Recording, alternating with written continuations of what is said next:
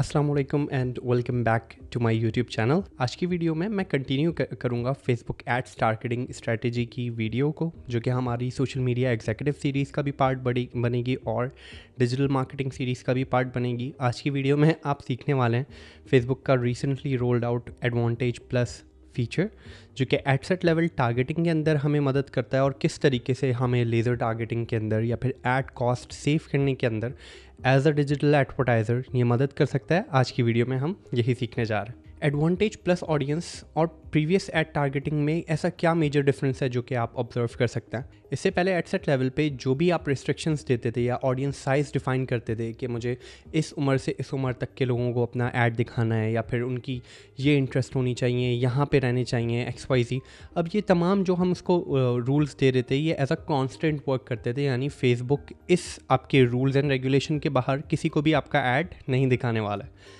तो हम इस तरीके से फेसबुक को बेसिकली समझा देते थे कि आपकी ऑडियंस क्या है और उसको सिर्फ ऐड कहाँ तक लेके जाना है। लेकिन एडवांटेज प्लस ऑडियंस में फेसबुक ने क्या कहा कि अच्छा, आप हमें एक सजेशन दे दें कि आपकी नज़र में आपकी टारगेटेड ऑडियंस क्या है, वो कैसे लोग हैं, उनकी इंटरेस्ट क्या हैं, या फिर आपके पास उससे रिलेटेड और डिटेल्स हैं, आपकी नज़र में उनके सजेस्टेड क्या एज ग्रुप हैं XYZ। अब ये तमाम चीज़ें हमने उसको सिर्फ सजेस्ट किए हैं, नॉट द रूल्स। तो अब क्या करेगा फेसबुक कि उसको एक एंट्री पॉइंट मिल जाएगा कि अच्छा, इस किस्म के लोगों में मैं आपको ऐड दिखा के तलाश करना शुरू करूं, वो रेलेवेंट पीपल जो कि आपकी सर्विस या प्रोडक्ट के अंदर इंटरेस्टेड हैं। अब फेसबुक को एक entry points as a part of suggestion मिल जाएगा। लेकिन in this type of ads targeting होगा क्या कि फेसबुक आपके सजेशन के अलावा भी लोगों को आपका ऐड दिखाएगा। इससे फ़ायदा क्या होगा? हो सकता है आपने सोचा है कि आपका स्पेसिफिक काइंड ऑफ प्रोडक्ट है, जैसे कोई जैकेट है या फिर कोई किसी जगह पे प्लॉट है। आपको लगता है कि ये चीज़ सिर्फ मेल ऑडियंस ख़रीदेगी और 40 साल की उम्र तक का मर्द ख़रीदेगा। लेकिन इवेंचुअली आपको पता चला कि अच्छा, इस स्पेसिफिक प्रॉपर्टी के अंदर तो फिर 50 साल के लोग भी ऐसे हैं इस लोकेशन के अंदर जिनके पास पैसा था और वो भी आपकी लीड बनते जा रहे हैं। अब ये चीज़ ऐसी है जो कि आपने सोची नहीं थी, लेकिन फेसबुक ट्राइड एंड टेस्टेड और उसने आपको ऐसी लीड ला के दी जो कि आपकी तवक्कुआत से बरक्स थी।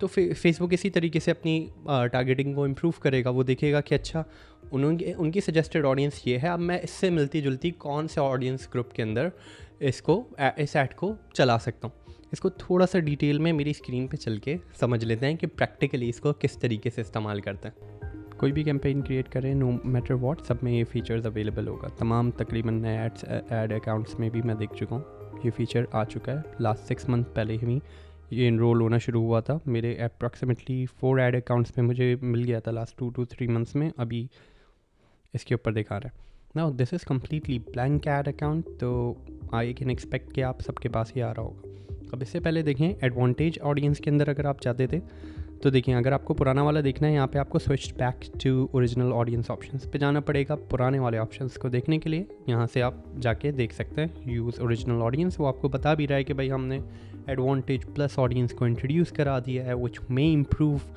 Your performance. और वो क्लेम भी कर रहा है कि उनके टेस्टिंग के मुताबिक अप टू 33% तक लोअर कॉस्ट पर रिजल्ट आ सकते हैं बेस्ड ऑन आवर एक्सपेरिमेंट। तो यहाँ से मैंने ओरिजिनल ऑडियंस ऑप्शंस पे मैं आ चुका हूँ। यहाँ पे एज़ यू कैन सी, यहाँ पे आप जो भी बताते थे ना, अब यहाँ पे जो भी आप एज ग्रुप बताएंगे या जो भी जेंडर बताएंगे या XYZ जो भी डेमोग्राफिक्स बताएंगे, ये as a rule and restriction work करेंगी कि इसके अलावा फेसबुक किसी को भी आपका ऐड दिखाने तक नहीं वाला है, लेट अलोन लीड जनरेट करे या कुछ भी। अब मैं वापस ऊपर ही देखें ऑप्शन दिया हुआ है यूज़ एडवांटेज प्लस ऑडियंस, इसके ऊपर चला जाता हूँ जो बाय डिफ़ॉल्ट हुआ था। अब ये क्या बोल रहा है देखें यहाँ पे। अच्छा, मैं डायनामिक क्रिएटिव्स यानी डायनामिक एड्स वैसे ही चला सकता हूँ जैसे इससे पहले चला पा रहा था। यहाँ पे अच्छा, ऑडियंस कंट्रोल के अंदर मुझे एक चीज़ करनी है कि set the criteria for where ads for this campaign can be delivered. यानी इसका मतलब है कि जो भी लोकेशन सेट करूँगा वो स्टिल रिस्ट्रिक्टेड रहेगी। मतलब ऐसा नहीं है आप पाकिस्तान सेट करेंगे और वो इंडिया में ऐड दिखाना शुरू कर देगा। No, it does not meet that. उसके बाद देखें एडवांटेज प्लस ऑडियंस सजेशन। अब ये बोल रहा है कि आप सजेस्ट कर दें। Okay, let's see. अब मैंने सजेशन के ऊपर क्लिक किया। अब ये बोल रहा है कि आपकी नज़र में सजेस्टेड एज क्या है आपके प्रोडक्ट के लिहाज से। जैसे मैंने उसको बता दिया कि एज 20 to age 40 तक मेरी नज़र में इसकी सजेस्टेड ऑडियंस ग्रुप है। यहाँ से आप देखें, यहाँ से हमने 40 सेट कर दिया और मेरी नज़र में जो जेंडर है उसका मिसाल के तौर पे मेल है। और उनके इंटरेस्ट जो होंगे वो मिसाल के तौर पे लग्जरी, यहाँ पे मैं करता हूँ लग्जरी गुड्स, या इस तरीके से मैं 2-3 यहाँ से टैग्स सजेस्ट कर देता हूँ। अब इस दफ़ा जो भी मैंने बताया है ना, इसका मतलब ये है कि फ़ेसबुक जब अपना ऐड रोल करना शुरू करेगा डिफरेंट ऑडियंस सेगमेंट्स में, डिफरेंट ऑडियंस ग्रुप्स के अंदर, तो उसके अंदर फ़ेसबुक इसको एज अ स्टार्टिंग पॉइंट रखेगा, एज अ सजेशन रखेगा, लेकिन इसके अलावा भी ये ऐड दिखाएगा, यानी 40 साल की उम्र से ऊपर वाले लोगों को भी दिखाएगा, उन लोगों को भी दिखाएगा जिनके डिटेल टारगेटिंग में या इंटरेस्ट के अंदर ये चीज़ें नहीं एग्जिस्ट करती जो हमने यहाँ पे लगाई हैं, और साथ साथ मेल की जगह फीमेल को भी दिखा सकता है। So that's how you can use it. यहाँ पे आप इसको लगा के कर लेंगे। अच्छा, अब तक जितना मैंने इसको यूज़ किया है, आई कैन गारंटी दैट कि हाँ, कॉस्ट पर लीड यानी CPL के ऊपर इसका इम्पैक्ट पड़ता है। 20-30% तक ये लोग क्लेम कर रहे हैं, ज़्यादा भी पड़ सकता है डिपेंडिंग अपॉन कि आप कौन सी नीश के अंदर ऐड चला रहे हैं, but it does work well. तो आप इसको ट्राई करके ज़रूर देख सकते हैं। अच्छा, यहाँ देख लें ऑडियंस कंट्रोल के अंदर शो मोर ऑप्शन में करूँगा, तो यहाँ पे उन्होंने दिया हुआ है मिनिमम एज, यानी अब ये रिस्ट्रिक्टिंग क्राइटेरिया बता रहा है कि कम से कम ऐड किसको दिखाना चाहिए। अब मिसाल के तौर पे कुछ रीजन्स में ऐसा हो सकता है या कुछ प्रोडक्ट्स में ऐसा हो सकता है कि कम से कम मिसाल के तौर पे 21 ईयर्स ऑफ एज तो होनी ही चाहिए लाजमी।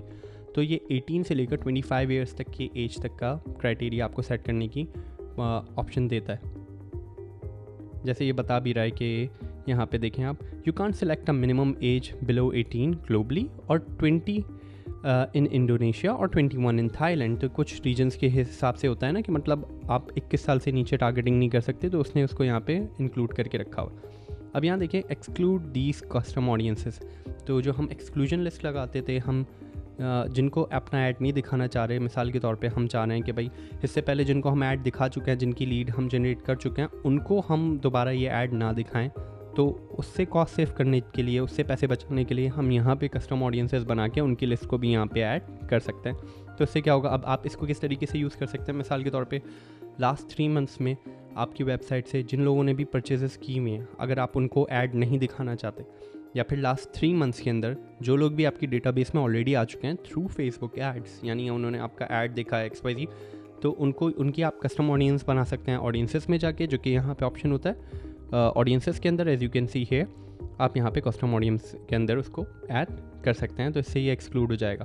तो रिमेंबर दिस, ऑडियंस कंट्रोल के अंदर स्टिल आप रूल सेट कर रहे होते हैं कि ये चीज़ें लाजमी होनी चाहिए, जैसे रीजन, मिनिमम एज, लैंग्वेज और व्हाट ऑडियंस टू एक्सक्लूड। ये सजेशन नहीं है, these are the rules and advantage plus audience, these now are the suggestion. ये आपकी सलाह देना है कि भाई this can be the starting point, बाकी आप देख लो मेरा बेहतरीन बायर कौन सा है। ओके, उम्मीद है इस वीडियो से आपको काफ़ी कुछ सीखने को मिला होगा। अगर इस किस्म की और वीडियोस में आप इंटरेस्टेड हैं तो आप हमारी सोशल मीडिया एग्जीक्यूटिव सीरीज़ ज़रूर चेकआउट कर सकते हैं, जिसके अंदर एड टारगेटिंग से रिलेटेड और डिजिटल मार्केटिंग से रिलेटेड काफ़ी डिटेल में बात हुई हुई। अपना बहुत ख्याल रखिए। खुदा हाफिज़।